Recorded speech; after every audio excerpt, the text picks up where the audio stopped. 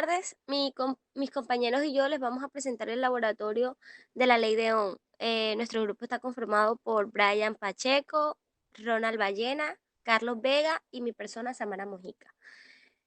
Se dice que la ley de Ohm es una fórmula científica que establece la relación que existe entre la corriente, el voltaje y la resistencia. Eh, Podemos decir que los circuitos eléctricos tienen siempre la misma labor. Dice que la corriente sale de la fuente de alimentación y recorre todo el circuito. La ley de Ohm mide cómo se relacionan estas tres variables que intervienen en este funcionamiento. La ley de Ohm establece que la corriente es igual al voltaje dividido entre la resistencia, logrando que a mayor voltaje y menor resistencia, mayor será la intensidad de corriente. Y a mayor resistencia y menor voltaje, menor será la corriente eléctrica. Eh, Sabemos que la ley de Ohm es voltaje igual a intensidad de corriente por la resistencia. La corriente decimos que es la magnitud física que expresa la cantidad de electricidad que fluye por un conducto en la unidad de tiempo y se mide en amperios.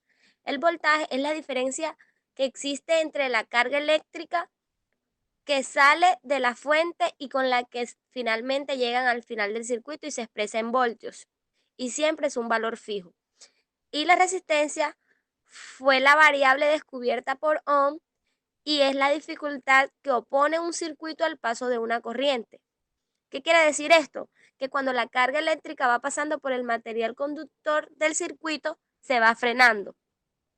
Y la resistencia se mide en ohmios.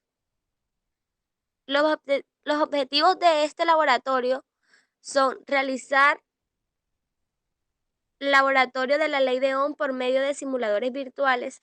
Los específicos son comprobar la veracidad de la ley de Ohm y calcular el valor de un resistor a partir de la ley de Ohm.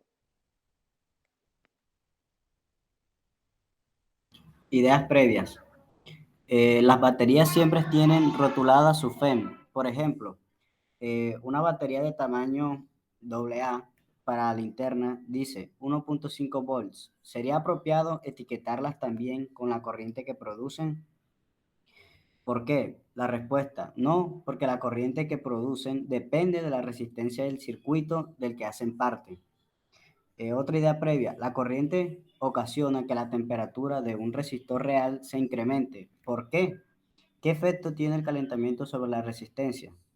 Nuestra respuesta es que la corriente eléctrica fluye con los electrones que chocan inelásticamente con los iones o electrones del conductor.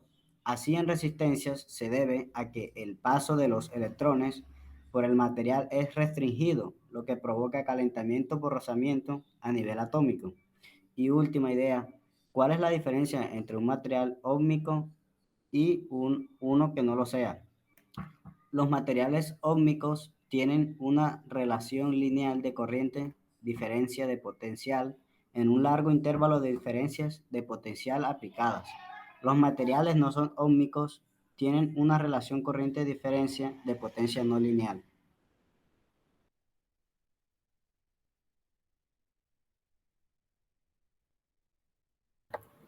Bueno, a continuación yo le vengo a hablar sobre los simuladores que se utilizaron para el laboratorio y pues como se pueden dar cuenta, aquí le dejamos el link de los laboratorios que hicimos en práctica. Tenemos el primer simulador de laboratorio donde nos damos cuenta que nos dan una fórmula donde que el voltaje es igual a la corriente por la resistencia, donde son diferentemente proporcionales. Cuando el voltaje aumenta, la corriente aumenta también, directamente proporcional. Y cuando la resistencia aumenta, la corriente disminuye como se ve en pantalla. Entonces, de esto es lo que trata la ley de Ohm. cuando el voltaje disminuye, la corriente también disminuye. Este es uno de los simuladores.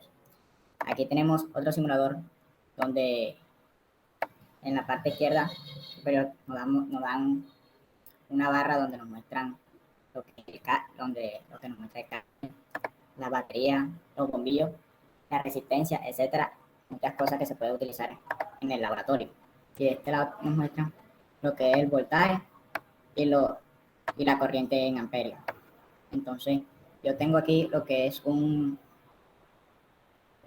resistencia en paralelo, un paralelo donde nos damos cuenta, si unimos los cables, nos muestra que el bombillo tiene un valor de 9 voltios. La corriente aquí está en 0, por lo que tenemos los cables separados. El bombillo tiene un valor de 10 ohmios, igualmente que la resistencia. Al momento de los cables, nos podemos dar cuenta que los bombillos se prendieron por la corriente que pasa a medida de los cables. La corriente queda con el mismo valor, los bombillos igual, todo. Lo que cambió fue la corriente, que al momento de pegar los cables, se dieron cuenta que ya da un valor diferente de 0,60 amperios. Esto con un circuito en paralelo. Al momento de agarrar el voltaje a los cables, se puede dar cuenta que si agarramos, ponemos el cable en un bombillo, el bombillo tiene un voltaje de 3 puntos. A continuación, le voy a presentar sobre un ejercicio que tenemos en serie. Pues igualmente tenemos lo que es la batería, la resistencia, los dos bombillos, pero no los tenemos en paralelo, como anteriormente había dicho, sino ahora lo tenemos en serie. Al momento de nosotros pegar los cables, se pueden dar cuenta que la movilidad que se ve que pasa de los cables de la corriente ya disminuye, y el voltaje es un voltaje que da prácticamente lo mismo, de 3.0. Pues esto ha sido todo el laboratorio. A continuación, dejo a mi compañero Brian, que le va a hablar le va a presentar un ejercicio que realizó, y esto ha sido todo por hoy. Muchas gracias.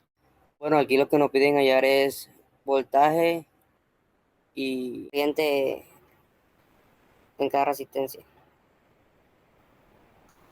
Entonces,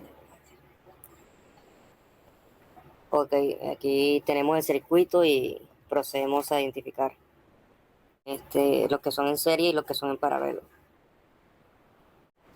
Para tener en cuenta que los que son en serie vamos a utilizar la fórmula en paralelo, y para tener en cuenta y recordarles que los que son en paralelo vamos a utilizar la fórmula en serie.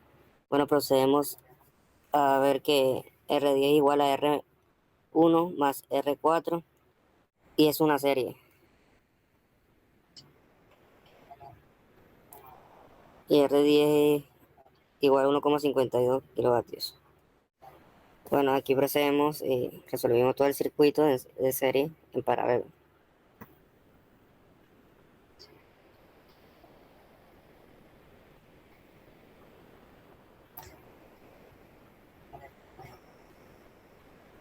Y aquí, ya que tengamos todo ya organizado por equivalente, realizamos que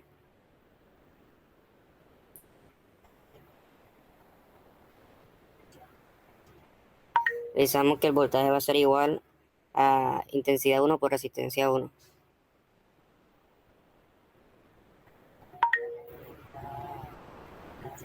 Bueno, aquí vemos el voltaje de cada circuito, de cada parte que le sirve la intensidad y el procedimiento. Y el procedimiento de cada uno como lo hicimos.